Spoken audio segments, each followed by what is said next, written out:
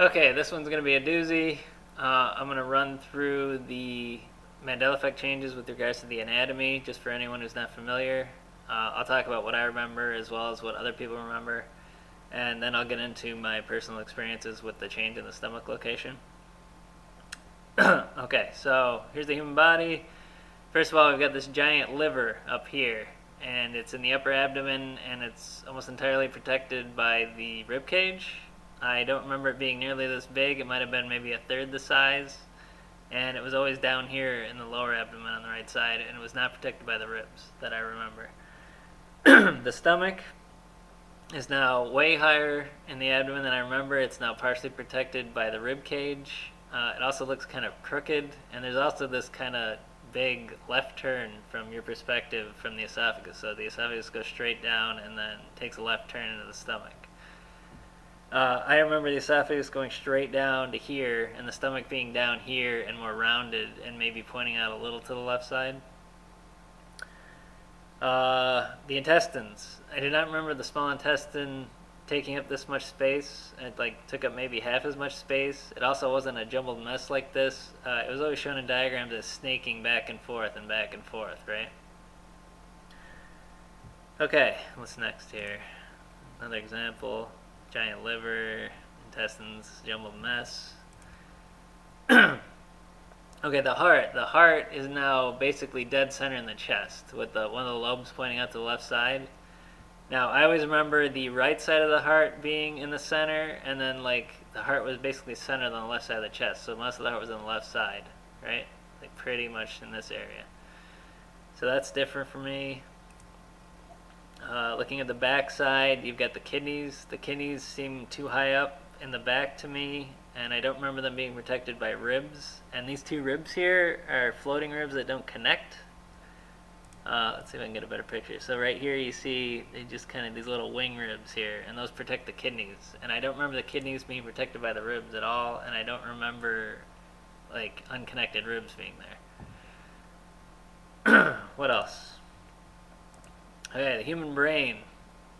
This one I'm not super sure about. I mean, I've looked at brain diagrams every now and then over the past few years, but not an expert. I couldn't really tell you what's changed and what hasn't.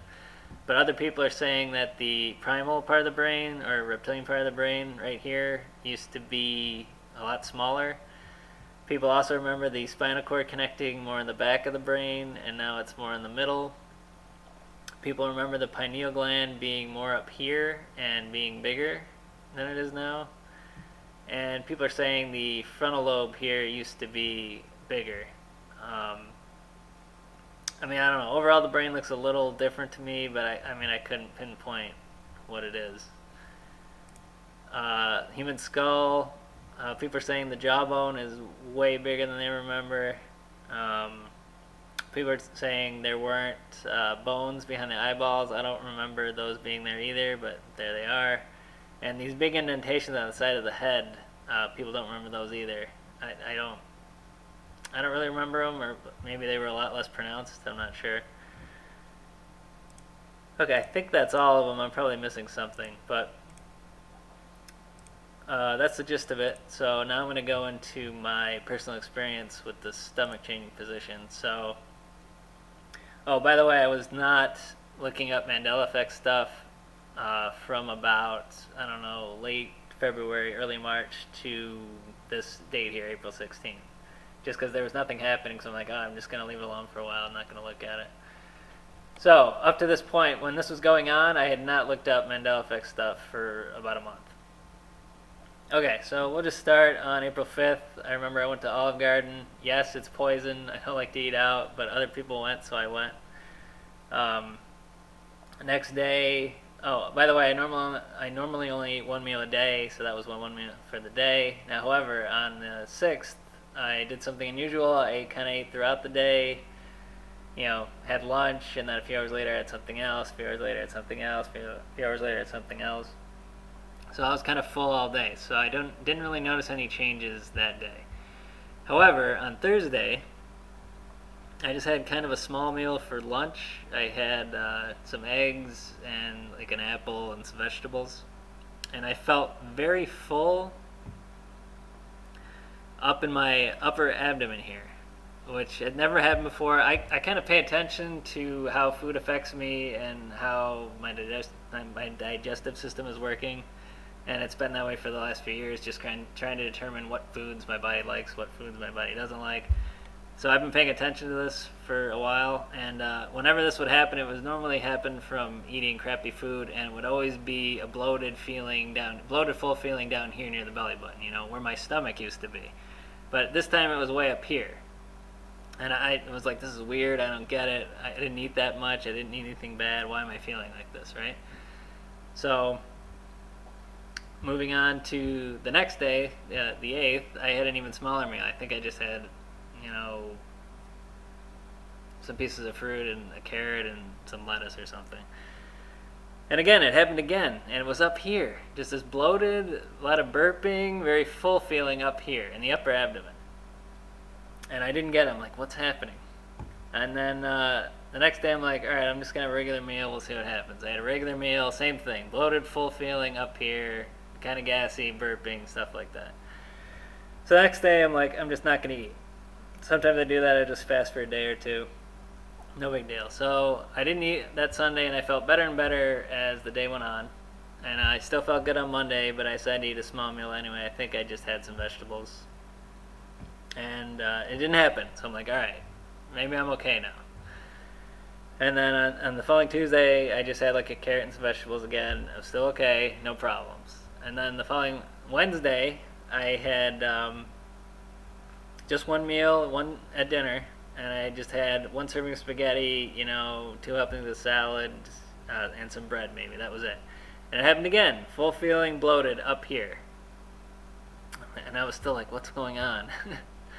And then the next day I had a regular meal, same thing. Next day I had a regular meal, still having problems up here. And then on the 16th, I, for whatever reason, just had the inclination to look up the Mandela Effect again. So I went to YouTube, typed in Mandela Effect, searched by upload date. And I happened to notice that people had uploaded some anatomy change videos starting on April 6th, right here. Right before this all started. I was like, that's interesting. So I watched a couple of videos. People were saying, yeah, the stomach has changed, the liver's gigantic, the intestines are a mess, etc., etc.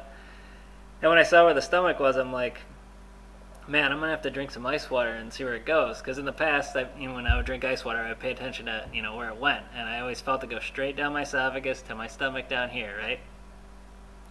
So, but I forgot about that for a minute, for a couple hours, watched some more videos. Then actually, someone in a video actually said, hey, eat something or drink some ice water and see what happens. I'm like, oh yeah, I forgot to do that.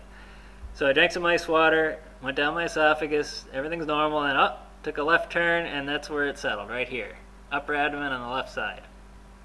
So I was like, oh my god, the stomach's at a different spot now. And there was even more evidence of that when I went running on the 23rd. So I try to do interval training maybe twice a week, 2-3 times a week. I've been kind of slacking off, but that's what I try to do.